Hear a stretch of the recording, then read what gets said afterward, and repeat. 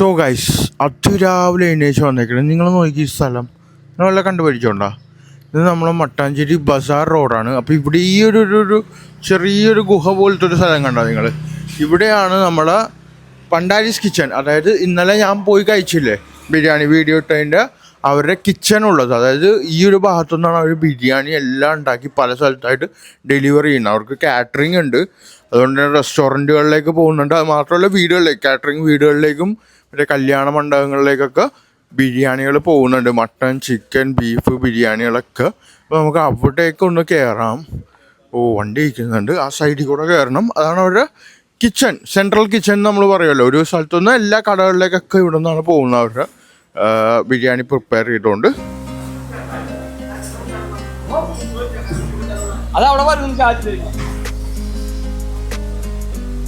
ഇതാണ് പണ്ടാരീസ് കിച്ചൻ്റെ ഓണർ.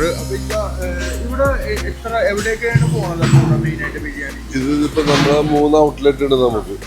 അവിടത്തേക്കാണ് ഇവിടുത്തെ ബിരിയാണി പോകുന്നത്. ബിരിയാണി ഇവിടുന്ന് ഇപ്പോൾ നമ്മൾ ഫസ്റ്റ് എറണാകുളം കാക്കനാട് പോകും.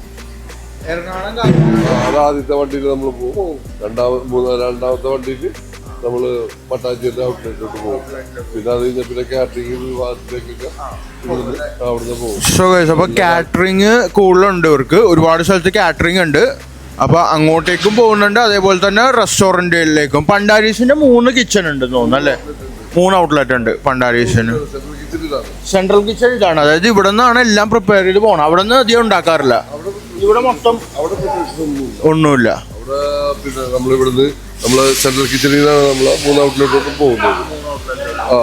പിന്നെ കാറ്ററിംഗിലോട്ട് ഇവിടെ തന്നെയാണ് പോകുന്നത്. അപ്പോൾ ഡയറക്റ്റ് കാറ്ററിംഗ് എന്ന് പറയുമ്പോൾ ഡയറക്റ്റ് നമ്മൾ ഇവിടെ നിന്ന് ബിരിയാണി ഉണ്ടാക്കി അവിടെ കല്യാണ വീട്ടിൽ ഹോളിലേക്ക് പോകും. ഓക്കെ. അപ്പോൾ ഇതാണ്, ഇവിടെ എല്ലാം ഉണ്ടല്ലേ? മട്ടൻ ബിരിയാണി, ചിക്കൻ എല്ലാം.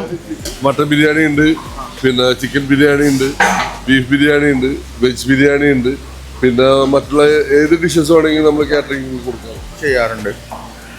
പിന്നെ ഇവിടെ ഔട്ട്ലെറ്റിൽ ബിരിയാണികൾ മാത്രമേ ഉള്ളൂ. 7 തരം ബിരിയാണികളാണ്. ഇവിടെ ബിരിയാണി ആയിക്കൊണ്ടിരിക്കുന്നുണ്ട്. ഞാൻ അധികം അടുത്തേക്ക് പോകുന്നില്ല, നല്ല ചൂടാണ് കേസ്. അതാണ് ഇവിടെയൊക്കെ ഓരോ ഇതിലും ആയിക്കൊണ്ടിരിക്കുന്നതാണ്. ഏകദേശം ഇപ്പോൾ ഒരു എന്താണ് ഒരു 10-20 എത്ര ആൾക്കാർക്കൊക്കെ ഏകദേശം ബിരിയാണി ഉണ്ടായിക്കൊണ്ടിരിക്കും. ബിരിയാണി നമ്മളിപ്പോൾ എത്ര വേണമെങ്കിലും നമുക്ക് കൊടുക്കാൻ പറ്റും. എത്ര വേണമെങ്കിലും ഓർഡർ അനുസരിച്ച് നമുക്ക് ചെയ്ത് കൊടുക്കാൻ പറ്റും. കാറ്ററിംഗിൽ നമുക്ക് ബിരിയാണി മാത്രമല്ല ഏത് ഡിഷസ് ആണെങ്കിലും നമുക്ക് ഉണ്ടാക്കി കൊടുക്കാൻ പറ്റും. കറി ഐറ്റംസ് ഉണ്ട്, എന്താണ് കറി എന്ത് വേണമെങ്കിലും നമുക്ക് ചെയ്ത് കൊടുക്കാൻ പറ്റും. പിന്നെ ബിരിയാണി ഔട്ട്ലെറ്റിൽ ബിരിയാണികൾ മാത്രമേ ഉള്ളൂ നമുക്ക് കേട്ടാ. അപ്പൊ പിന്നെ ഇവിടെ നമുക്ക് ഇതെന്താണ് ഈ കാണണം? മസാലക്കൂട്ടുകൾ ആവുന്നുണ്ട്.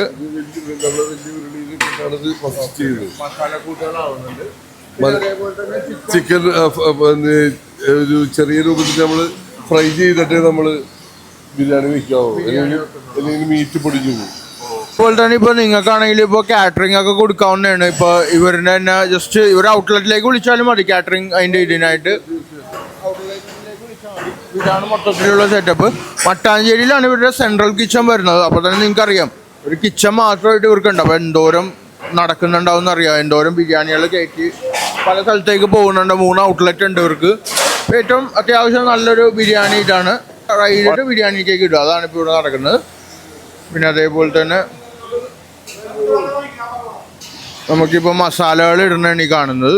ബിരിയാണി ചെമ്പിലേക്ക് മസാലകൾ. ഇത് മട്ടൻ ബിരിയാണി. ഇതേതായിരുന്നു ബിരിയാണി? ഇതേതായിരുന്നു ബിരിയാണിയുടെ? മട്ടൻ ബിരിയാണിക്കുള്ള മസാലയാണ് ഇടുന്നത്. അപ്പോൾ മസാല ഇടുന്നുണ്ട് മട്ടൻ ബിരിയാണിക്കുള്ള. പിന്നെ ഇതിൻ്റെ മുകളിലേക്ക് അവർ റൈസ് കൊണ്ടുവന്ന് ഇടും. അങ്ങനെയാണ്, നിങ്ങൾക്കറിയാമല്ലോ. പിന്നെ അങ്ങോട്ട് ദമ്മാക്കും ബിരിയാണി.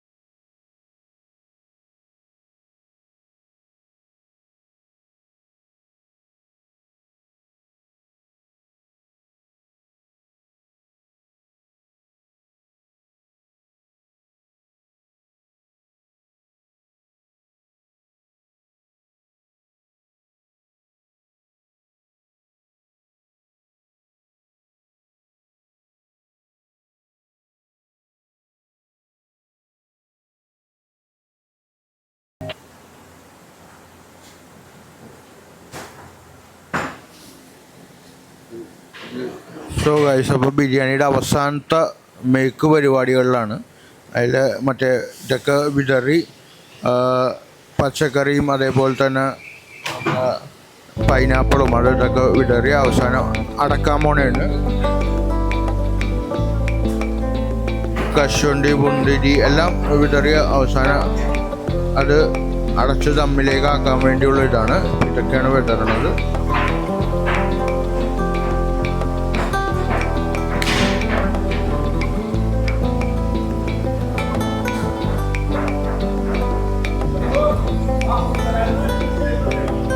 അപ്പോൾ ബിരിയാണി ദം ചെയ്യാനായിട്ട് ഗൈസ് എണ്ണ ഇടുന്നതാണ്. RKG ആണ് ഇടുന്നത് ഒരു ഉപയോഗിക്കുന്നത്. ഇവിടെ എല്ലാം RKG ആണല്ലോ ഉപയോഗിക്കണം.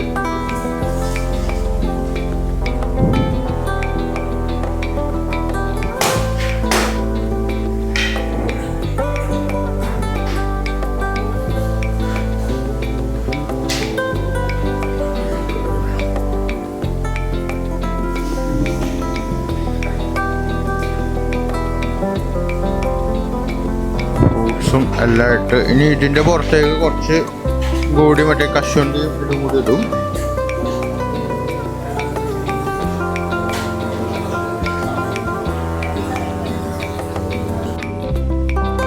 ഇവിടെ തീ കത്തിച്ചേക്കുന്നുണ്ടോ വിറകിൽ?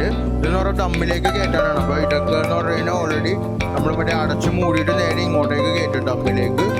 ഗീ ഇട്ട് മറ്റേ ദമ്മിനായിട്ടുള്ള എല്ലാം ഇട്ട് കോഴിയുടെ എല്ലാം കൂട്ടി തുടങ്ങി.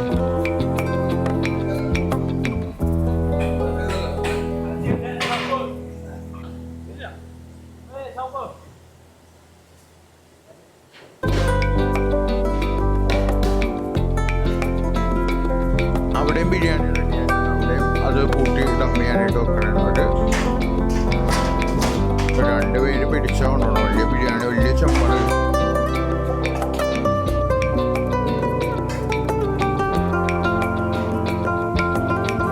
കൊണ്ടുപോകും. അവിടെ നിന്ന് മാറ്റും വേറെ സ്ഥലത്തേക്ക്. വേറെ കടുപ്പിലാണ് ദം ചെയ്യാനായിട്ട് വെക്കുന്നത്.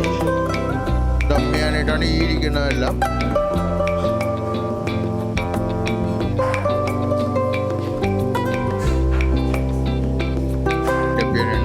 ഇതാണ് നമ്മള് പണ്ടാരീസ് കിച്ചണിലെ കാഴ്ചകൾ. ഒരു സെൻട്രൽ കിച്ചണാണ്, ഒരു മെയിൻ കിച്ചൺ. ഇവിടെ നിന്നാണ് അവർ മൊത്തം ഫുഡ് പ്രിപ്പയർ ചെയ്യണത്.